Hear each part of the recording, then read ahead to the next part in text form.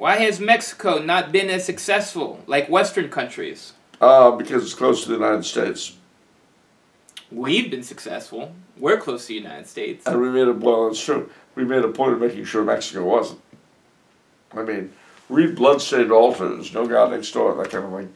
The United States have consistently, since the independence of Mexico, backed regimes almost guaranteed to keep Mexico from ever realizing its potential. Wow. I mean, you go back to the very beginning in 1821. We sent down as our ambassador from Monroe, a gentleman by the name of Joel Poinsett. Mm-hmm. He brought back a beautiful plant called the poinsettia, which illumines our Christmas. But he left behind something called poinsettismo, which is American intervention in Mexican internal affairs. He also introduced Freemasonry to Mexico. Oh, that's nice. Yeah. So when the Catholic conservatives began to fight the anti-clerical liberals, the United States backed the liberals to the hilt. Okay. And then, as you can guess, when as soon as the Civil War was over and we could back Juarez against Maximilian, we did so.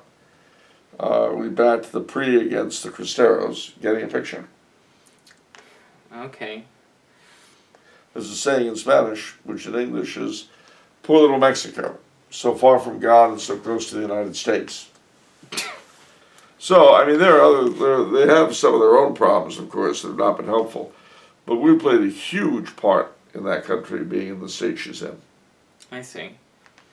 Okay, and I think long time ago in high school when we were studying comparative governments, I think the one thing I remember about Mexico is they seemed to suggest that corruption was a part of the system, as in it was like an expectation. It was so baked in. Yes. Like, oh, you want something done? Here, give me my payout, and then you'll get it done. Yeah, and I would add to it that as a result of all that, the citizen does not identify with the state the way he does here.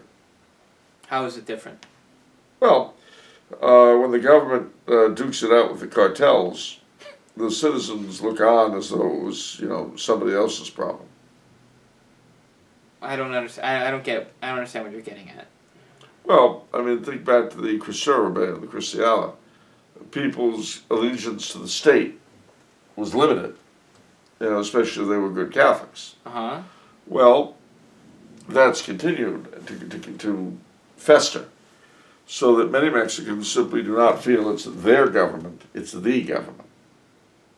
And so when the government fights out with the cartels, they just sort of sit there as neutrals. I see.